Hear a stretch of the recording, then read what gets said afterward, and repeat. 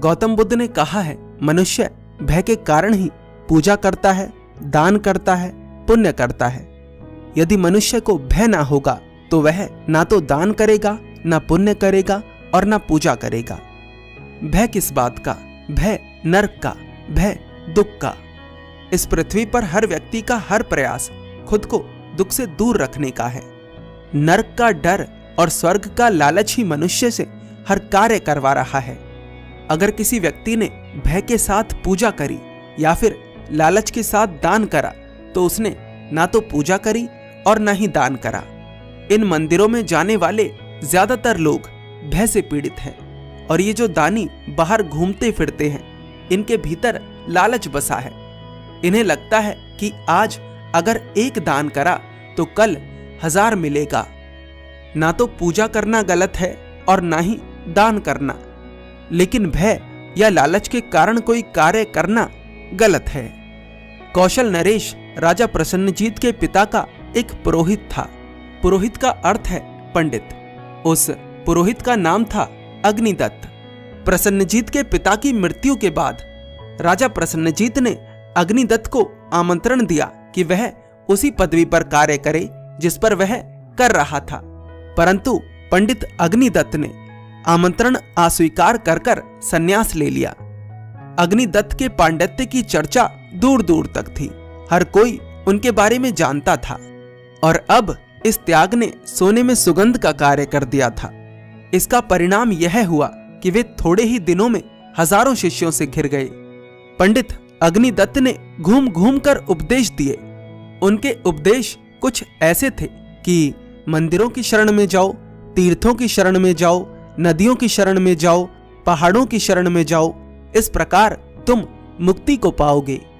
कुछ इस तरह के पंडित अग्निदत्त के उपदेश थे, परंतु वास्तविकता ये थी कि पंडित अग्निदत्त को ना तो खुद कोई अनुभव था और ना ही वह कोई ऐसा मार्ग जानता था जो मुक्ति दे सके। उसने तो जो सुना था वह वही बता रहा था। पंडित था बड़ा, शास्त्र पढ़े थे, यज्ञ पूजा पाठ के विधि विधान जानता था, लोगों का उसमें विश्वास था, उसकी बातें लोग मानते थे। सम्राट का पुरोहित था, वैसे ही प्रतिष्ठित था, और जब उसने संन्यास ले लिया तो और भी ज्यादा उसकी प्रतिष्ठा बढ़ गई। लोगों का उसमें विश्वास बढ़ गया था। वो क्या कहता था इस बात से फर्क नहीं पड़ता था, वो कहता था इस बात से फर्क पड़ता था। उसके हजारों शिष्य बन गए थे। पंडित अग्निदत्त का शिक्षण बुद्ध के शिक्षण से बिल्कुल अलग था, इसलिए वह बुद्ध के शिक्षण का विरोध भी करता था। बुद्ध कहते थे ना तो क्षत्रिय है, ना वैश्य है, ना शूद्र है और ना ही ब्राह्मण। यदि कोई है तो केवल मनुष्य। परंतु अग्निदत्त के शिक्षण में यज्ञ भी थे, शास्त्र भी थे और वर्ण इत्यादि भी थे, इसलिए उसे बुद्ध के शिक्षण का विरोध करना पड़ता था। जब बुद्ध कहते थे कि ना तो कोई शूद्र है, ना वैश्य है, ना क्षत्रिय है, ना ब्राह्मण है, तो अग्निदत्त को यह बात बुरी लगती थी। अग्निदत्त शास्त्रों को सत्य बताता था और बुद्ध अपने अनुभव को सत्य बताते थे। बुद्ध कहते थे शास्त्रों में कुछ नहीं है, जो है तुम्हारे अंदर है। तो इस तरह से बुद्ध बहुत सारी धारणाएं तोड़ रहे थे, इसलिए अग्निदत्त जैसे लोग बुद्ध का विरोध कर रहे थे। एक बार अग्निदत्त अपने कुछ शिष्यों के साथ श्रावस्ती के पास विहार कर रहा था। उस समय गौतम बुद्ध भी अपने शिष्यों के साथ श्रावस्ती में विराजमान थे। विहार करने का अर्थ है कि वहां से गुजर रहा था। गौतम बुद्ध को जब यह बात पता चली कि अग्निदत्त श्रावस्ती में है, तो अपने एक शिष्य जिसका नाम मौदगल्यायन था उसे बुलाया और उससे कहा, जाओ और जाकर उसे भी जगाओ, वह बेचारा कब तक भटकेगा। मौदगल्यायन कोई साधारण शिष्य नहीं था, वह आत्मज्ञान को प्राप्त कर चुका था। बुद्ध मौदगल्यायन से कहते हैं, तुम जाओ और उसे जाकर जगाओ, यदि आवश्यकता पड़ी तो मैं भी आऊंगा। बुद्ध करुणावश अग्निदत्त के पास मौदगल्यायन को भेज देते हैं। मौदगल्यायन अग्निदत्त के पास गए, परंतु सोए हुओं को जगाना इतना आसान नहीं, और अगर सोए हुए लोग खुद को ज्ञानी समझते हों फिर तो उन्हें जगाना और भी मुश्किल है, और अगर उनके हजारों शिष्य हों फिर तो उन्हें जगाना लगभग असंभव है। अग्निदत्त ने मौदगल्यायन में जरा भी रुचि ना ली। उसने तो उन्हें बैठने तक को भी ना कहा, उन्हें पानी तक ना पूछा। अग्निदत्त तो विवाद करने तक को तैयार हो गया, परंतु मौदगल्यायन विवाद करने के लिए नहीं आए थे। वे तो बस उसे समझाने आए थे, उसे सही रास्ता दिखाने आए थे। अग्निदत्त केवल अपनी ही बातें कहे जा रहा था, मौदगल्यायन की तो सुन ही नहीं रहा था।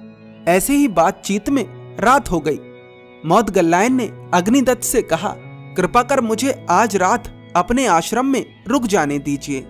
अग्निदत्त ने कहा कि मेरे आश्रम में भ्रष्ट लोगों के लिए कोई जगह नहीं, तुम यहां से जा सकते हो। एक बुद्ध पुरुष को भी देखकर अग्निदत्त पहचान ना सका, क्योंकि उसकी आंखों पर उसके गलत विश्वासों की पट्टी बंधी थी, उसके अहंकार की पट्टी बंधी थी। मजबूरी थी, मौदगल्यायन उस रात वहां से चले गए और एक नदी के किनारे पर जाकर सो गए। नदी के किनारे पर जो रेत था वह बहुत ठंडा था। सर्दियों का मौसम था, परंतु मौदगल्यायन उस रेत पर सो रहे थे। मौदगल्यायन को आश्रम से बाहर भेजकर अग्निदत्त और उसके शिष्य बहुत खुश थे, क्योंकि उस किनारे पर एक नागराज रहता था और वह नागराज बहुत खतरनाक था। आदमी अगर उसके पास पहुंच जाए तो उसका जिंदा आना असंभव था। अग्निदत्त और उसके शिष्य सोच रहे थे कि चलो बला टली, बुद्ध ने भी ये कैसा व्यक्ति भेजा जिसे इतना भी पता नहीं कि मौत आने वाली है। अगले दिन सुबह जल्दी उठकर अग्निदत्त के शिष्य किनारे की तरफ भागे, ये देखने के लिए कि मौदगल्यायन वहां मरा पड़ा होगा।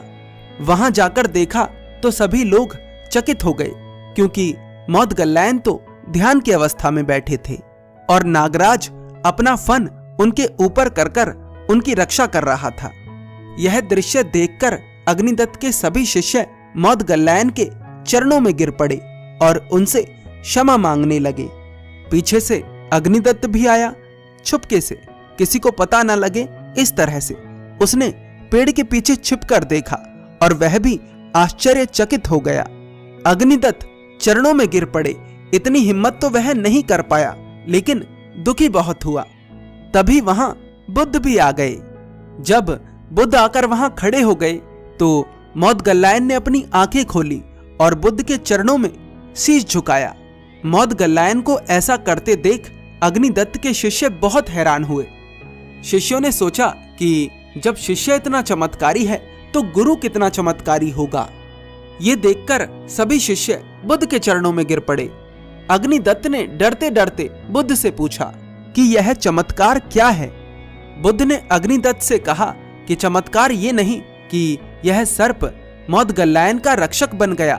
चमत्कार ये है कि जो बात एक मनुष्य न पहचान सका वह एक सर्प ने पहचान लिया। मौदगल्यायन का वास्तविक रूप तुम एक मनुष्य होकर ना देख सके और इसने एक सर्प होकर देख लिया। चमत्कार ये है। कभी कभी पशु पक्षी सत्य को ज्यादा अच्छे से देख लेते हैं, क्योंकि उनके भीतर गलत विश्वासों का कचरा नहीं भरा पड़ा, उनकी आंखों पर गलत विश्वासों की पट्टी नहीं बंधी। बुद्ध अग्निदत्त से पूछते हैं, तू ईमानदारी से अपने आप से एक प्रश्न पूछ, तू जो कर रहा है क्या उससे तूने कुछ पाया है? जो तू दूसरों को सिखा रहा है क्या वह सच में सार्थक है? कम से कम आज खुद के साथ बेईमानी मत कर।